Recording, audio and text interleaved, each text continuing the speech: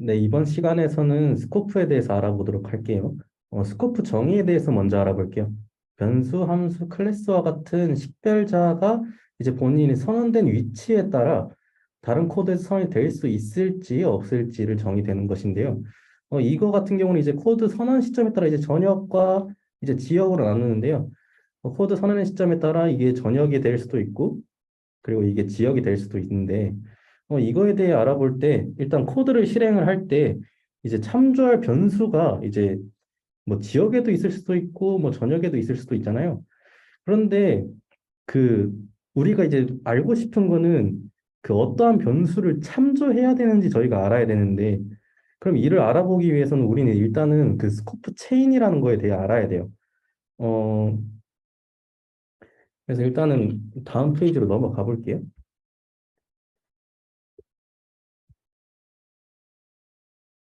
지금 여기 함수의 중첩이라고 되어 있는데, 그 함수가 전역에서 정의가 될 수도 있고, 그리고 이 함수 안에 또 다른 함수가 정의가 될 수도 있죠.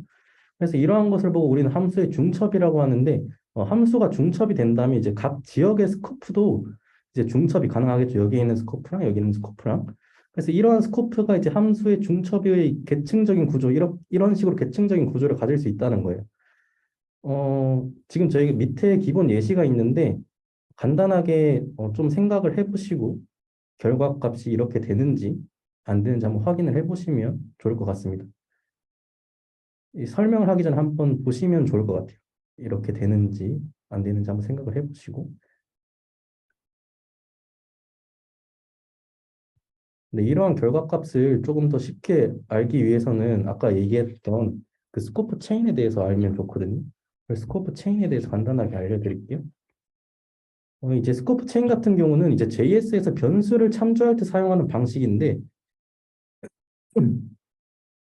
이제 뭐 여기 이너 지역 가장 안쪽에 이제 중첩 함수에서 만약에 어떠한 변수를 참조하고 싶어요. 근데 여기 이너 지역에 탐색을 해봤는데 여기 없어요. 그러면 이제 그 바로 상위 스코프로 들어가서 그 지역에 대해서 또 탐색을 해보고, 근데 여기에서도 없다 싶으면 계속 아까 그 제가 말했던 과정을 계속 거칩니다.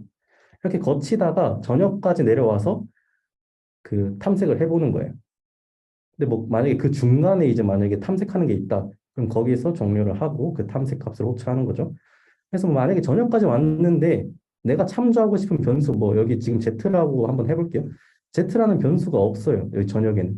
그렇게 되면 우리는 이제 그 레퍼런스 에러가 호출되게 돼요. 예, 여기까지 그 간단하게 알면 될 것 같고요. 그 다음으로 이제 그 전에 한번 기본 예시를 한번 봐볼게요.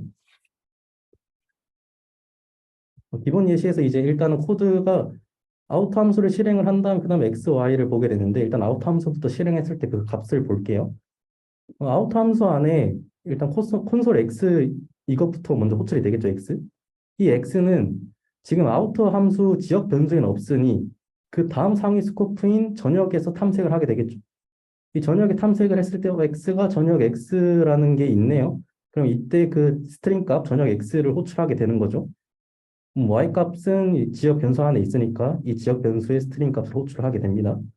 그 다음에 이제 인어 함수가 실행이 되는데 이 인어 함수를 보시게 되면 콘솔 x 여기는 지역 변수 x가 있으니 뭐 같은 이제 x 변수 그 변수 네이밍은 똑같아도 이 지역 변수를 먼저 참조하니까 이 지역 변수는 인어 함수의 지역 x 이 스트링 값을 호출하게 되는 거예요. 그다음에 y는 지금 여기 인어 함수에는 이제 그 변수가 없으니 그 다음 상위 스코프에 찾아봤는데 여기 아우터에 y 값이 있네요. 그러니까 y 값을 출력을 하게 됩니다. 그 다음에 여기 x는 이제 전역 값에서 이제 호출이 된 거잖아요. 이 전역에서 이제 찾아볼 수 있을 때 x가 있으니 이 전역 x를 호출되게 됩니다. 근데 y 값 같은 경우는 지금 여기 전역에 x 말고는 없잖아요. 그러다 보니 이제 y 값에는 이제 레퍼런스 에러가 뜨게 되는 거죠. 그렇게 해서 이제 그 오른쪽과 같은 값을 참조할 수 있게 됩니다.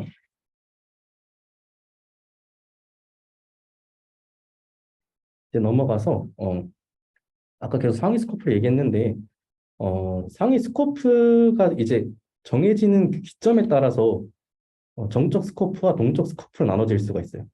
상위 스코프가 결정되는 기점을 이렇게 두 가지로 나눌 수 있는데 먼저 이 동적에부터 설명을 해드릴게요.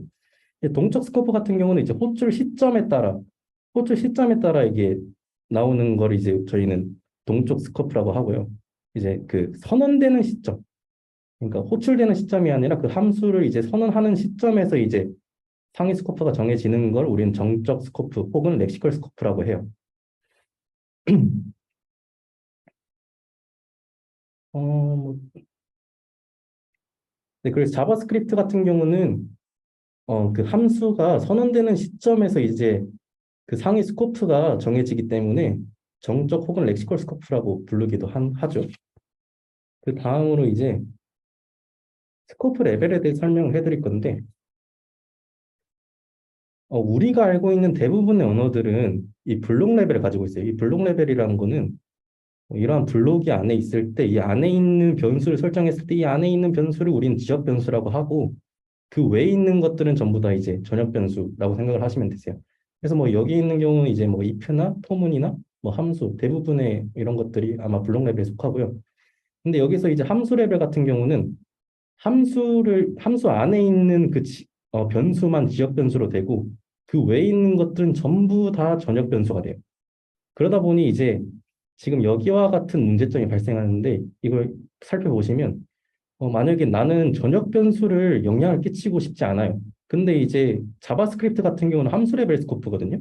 함수 레벨 스코프다 보니까 이 x를 만약에 블록 안에다가 설정을 하면 같은 이제 변수 이름을 지정을 하고 그 값을 재설정하는 것처럼 되거든요. 이게 블록 레벨 스코프가 아니다 보니 얘는 결국엔 지역 변수가 아닌 전역 변수로 들어가게 돼서 그럼 이 x가 영향을 받고 싶지 않지만 지금 영향을 받아서 456이 출력되는 걸 볼 수 있어요. 그래서 이러한 문제를 해결하고자 나왔던 게 렛과 컨스트거든요.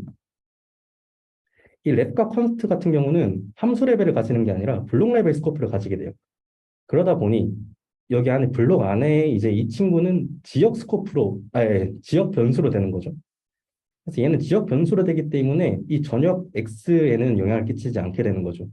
그래서 우리가 원했던 값 123을 우출받을 수 있게 됩니다. 네, 이렇게 해서 스코프에 대해서 간략하게 설명을 마쳤고요. 설명을 마치겠습니다. 감사합니다.